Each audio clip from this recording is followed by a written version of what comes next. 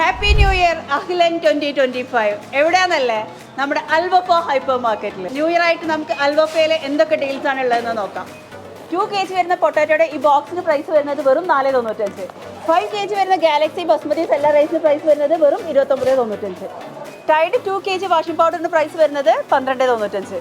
പിസ്ത per kg plain ആണെങ്കിലും salted ആണെങ്കിലും price വരുന്നത് വെറും 50.95. റോയൽ പ്രിൻസിന്റെ 8 പീസ് നോൺ സ്റ്റിക് കുക്ക്വെയർ സെറ്റിന് പ്രൈസ് വരുന്നത് വെറും 119 റിയാൽ.